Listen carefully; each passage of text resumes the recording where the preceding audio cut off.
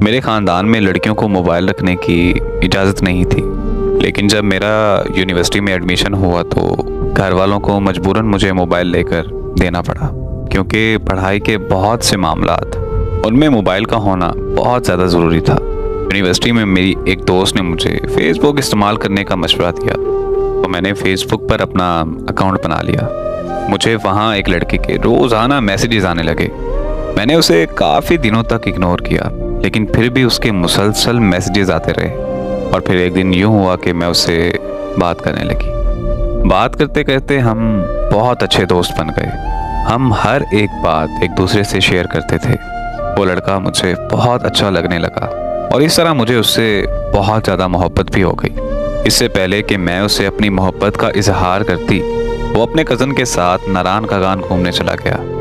वहाँ सिग्नल्स का बहुत मसला था, इस वजह से हमारी बात बहुत ज़्यादा कम होने लगी और वैसे भी मैं उससे मिलकर अपने प्यार का इजहार करना चाहती थी।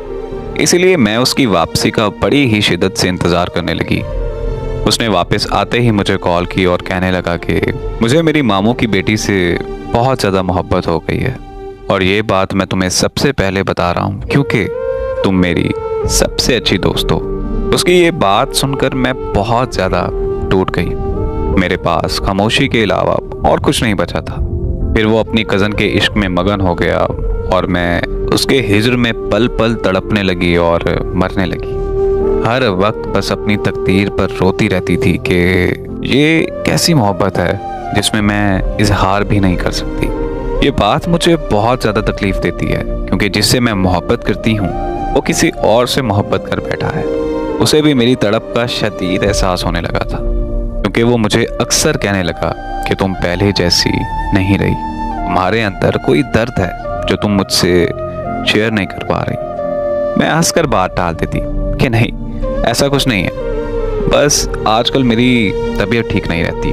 फिर एक दिन उसने मुझसे कहा कि वो मुझसे मिलकर कोई ज़रूरी बात करना चाहता है, लेकिन मैंने मिलने से इनकार कर दिया क्योंकि मुझे पता था कि अगर मैं उससे मिलने चली गई तो मैं उससे अपनी मोहब्बत का इजहार कर दूंगी। लेकिन काश मैं उस दिन उससे इनकार ना करती और उससे मिलने चली जाती, क्योंकि ठीक अगले दिन उसका कत्ल हो गया।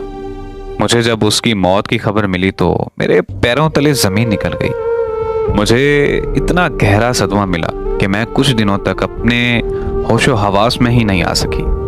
उसको इस दुनिया से गए हुए 2 साल हो चुके हैं। आज भी मेरे दिमाग में एक ही बात चल रही है कि वो मुझसे क्या ज़रूरी बात करना चाहता था। क्या उसे भी मुझसे मोहब्बत हो गई थी या फिर वो मेरे चुप रहने पर मुझसे बात करना चाहता था। ये सोच सोच कर मेरा दिमाग फटने लगता है।